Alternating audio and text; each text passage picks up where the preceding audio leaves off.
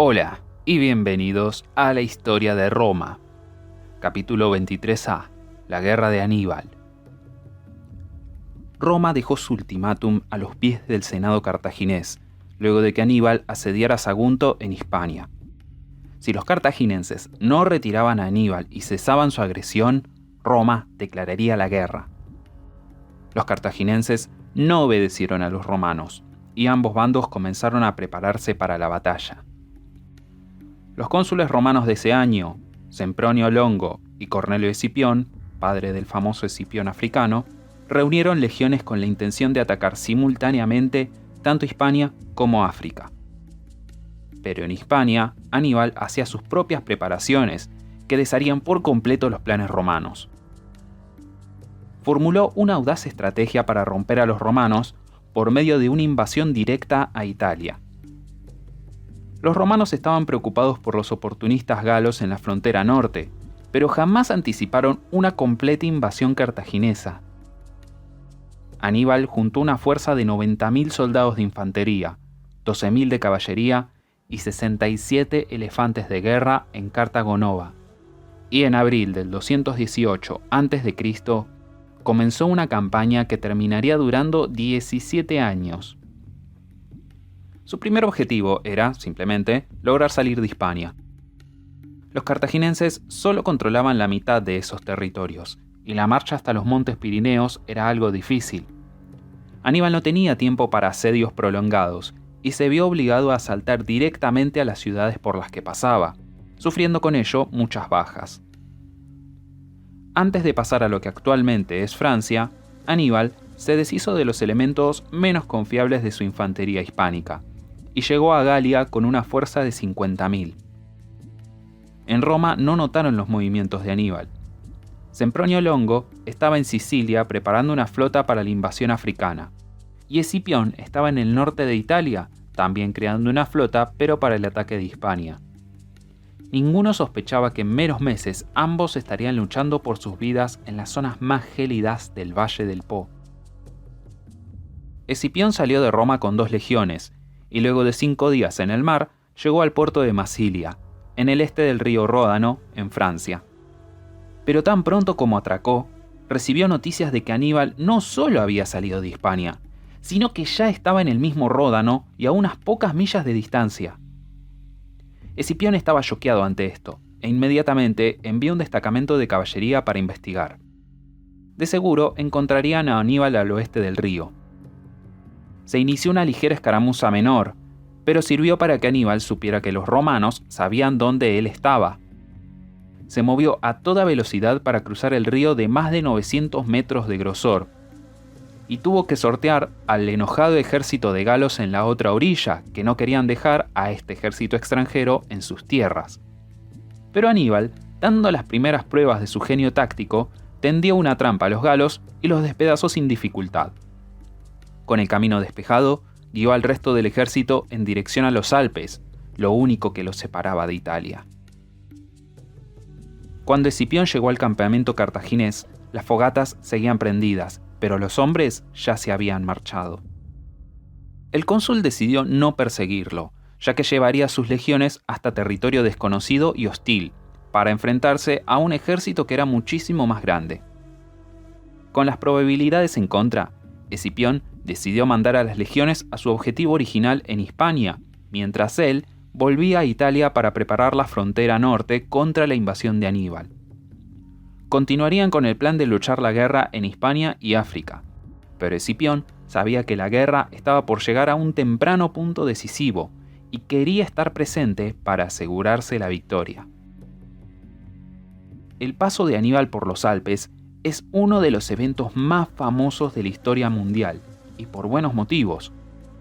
No solo el pasaje de 15 días sucedió mientras caían las primeras nieves, haciendo que el paso por las cumbres se volviera difícil y si no imposible, sino que el ejército de Aníbal también tuvo que enfrentar bandadas de nativos hostiles. El pasaje ya de por sí era difícil en grupos pequeños, y Aníbal tenía que controlar a 50.000 hombres y un tren entero de provisiones guiados por animales. ¿Y mencioné que venía remolcando 67 elefantes? La pesadilla logística habría sido suficiente para disuadir hasta el más atrevido general que entretuviera la idea. Por todo esto, los romanos no podían creer cuando escucharan reportes de que un ejército cartaginés pronto saldría de entre las montañas.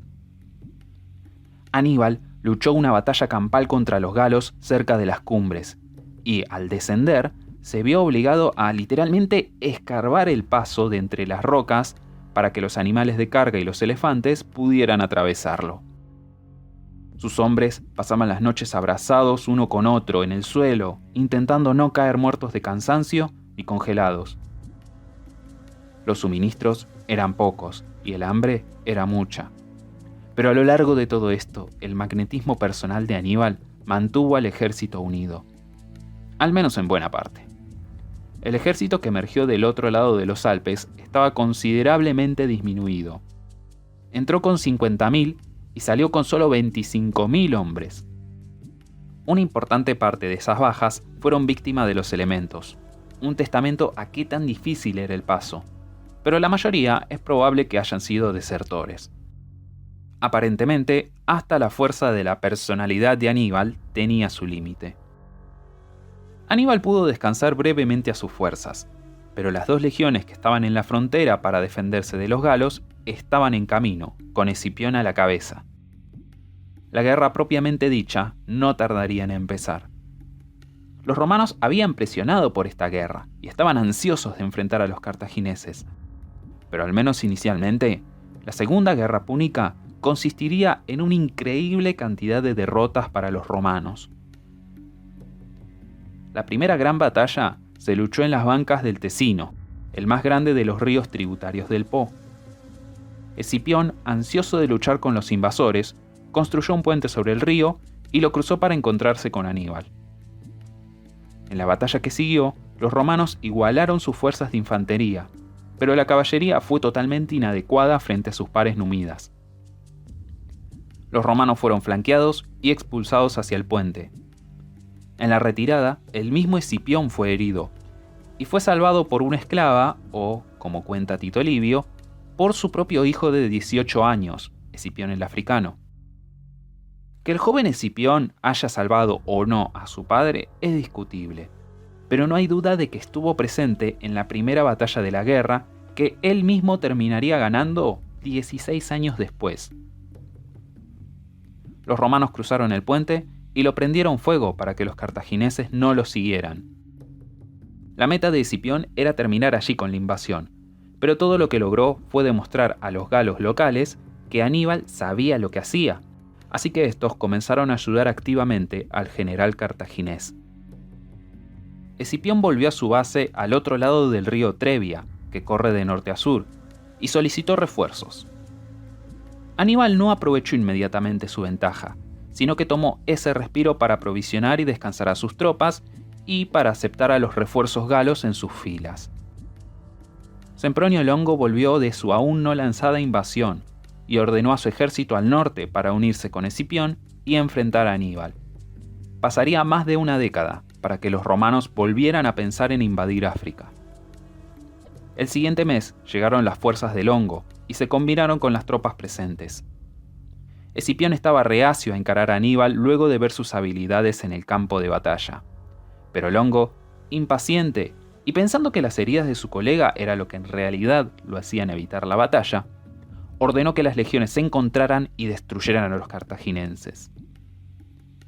Ya era diciembre y el clima había empeorado. Viento, granizo, nieve y lluvia se combinaron para hacer las peores condiciones imaginables. Es el tipo de clima que te quita las ganas de ir al trabajo, de hasta revisar tus mails, y ni hablar las ganas de pelear una guerra. Pero Sempronio Longo estaba decidido a terminar con las invasiones antes de la próxima elección consular. Y como fue en el caso de Régulo en la Primera Guerra Púnica, la presión por presentar batalla nacía más de una especie de vanidad personal que de un cuidadoso cálculo. Aníbal engañó a los romanos con facilidad, manipulando a Longo para que luchara la batalla en las peores condiciones posibles. Captando que cambió el liderazgo y la impaciencia del cónsul recién llegado, Aníbal llevó a los romanos a una trampa. Temprano en la mañana, en un día particularmente horrible, Aníbal envió un gran contingente de caballería a atacar el campamento romano. Tan pronto como aparecieron, Longo mandó al grueso de su infantería en persecución. Esta decisión impulsiva dejó a los romanos sin algo que Aníbal planeaba negarles: un buen desayuno. Los romanos básicamente saltaron de sus camas para cargar contra el enemigo. Junto a su hambre, Longo ordenó que cruzaran el Trebia, que en diciembre es un río crecido y casi congelado. Al llegar del otro lado, encontraron a Aníbal a la cabeza de un ejército seco y bien alimentado. Y como si esto no fuera suficiente, Aníbal había escondido a unos 1000 hombres de caballería detrás de unas rocas sobresalidas en la costa. Los cartaginenses alejaron a los empapados romanos del río y tan pronto como tuvieron suficiente espacio, Aníbal mandó a las tropas escondidas contra la retaguardia romana. La batalla fue un absoluto desastre para Roma. Lo único que les permitía salvar algo de dignidad fue la incuestionable superioridad de las legiones como combatientes. Algo de 10.000 soldados lograron atravesar la línea cartaginesa y huir a la ciudad de Placentia, pero el resto del ejército fue destruido, atrapados entre las líneas cartaginensas o intentando volver a cruzar el Trebia. Sempronio Longo apenas escapó con vida, pero su reputación murió en esa batalla.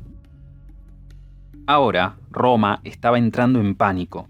Según los rumores, los cartaginenses inundarían la ciudad en solo unos pocos días, y nada podía detenerlos.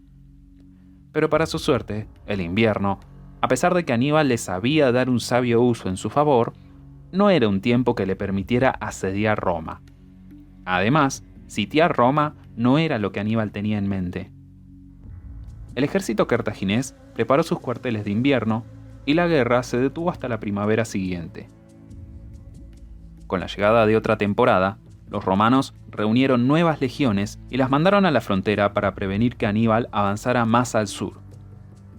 El cónsul mayor de ese año era Gayo Flaminio, un popular líder plebeyo cuya única falla era una actitud rebelde que le ganaba la antipatía de la aristocracia, o según algunos testimonios, la antipatía de los mismos dioses de Roma.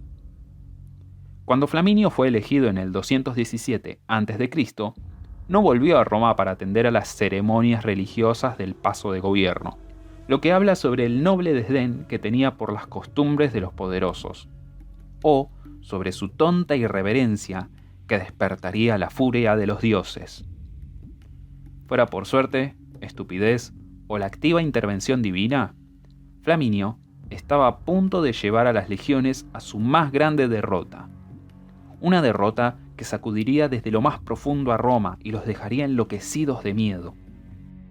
Por suerte para el legado de Flaminio, la batalla del lago Trasímeno tendría el mote de la mayor derrota de la historia de Roma por solo un año, y el fracaso de Flaminio sería eclipsado por la incompetencia aún más grande de Varrón en Canas.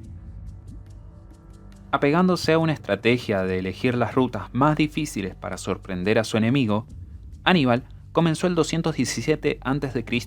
marchando a través de un pantano. Los romanos tenían los caminos vigilados, así que Aníbal simplemente no siguió esas vías. La penosa marcha de 4 días a través de las pantanosas aguas fue una experiencia miserable, y en muchas formas terminó siendo más difícil que el cruce de los Alpes. Literalmente, no había suelo seco en ningún lado, y dormir consistía en sentarse en el agua sucia e intentar no ahogarse. Aníbal cubría la retaguardia, montando en un elefante, y obligando a su tropa a entender que el único camino a seguir era para adelante. El general compartió el dolor de sus hombres. Sus ojos fueron cegados por una infección que llevaría a que perdiera uno de ellos. Pero gracias a la complicada marcha en el pantano, Aníbal logró su meta y aventajó a los romanos. Ahora estaba en el corazón de Etruria, y ningún ejército se interponía entre él y Roma. Flaminio no tenía dudas de que Aníbal quería marchar sin obstáculos sobre Roma, y comenzó marchas forzadas para alcanzar a los cartaginenses. Pero Aníbal, como dije, no tenía la intención de atacar Roma, y sí tenía planeado atraer a Flaminio a una trampa, eligiendo el lago Trasímeno como el lugar ideal.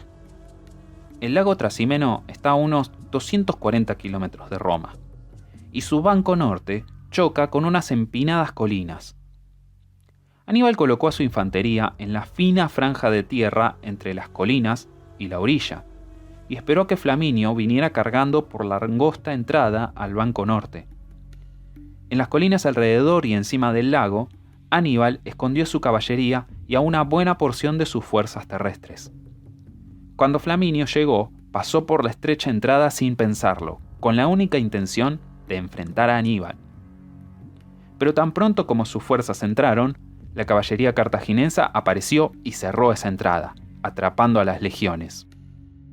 Flaminio fue totalmente sorprendido y apenas se daba cuenta de que estaba peleando en dos frentes cuando el resto del ejército cartaginés llegó cargando desde las colinas en lo alto.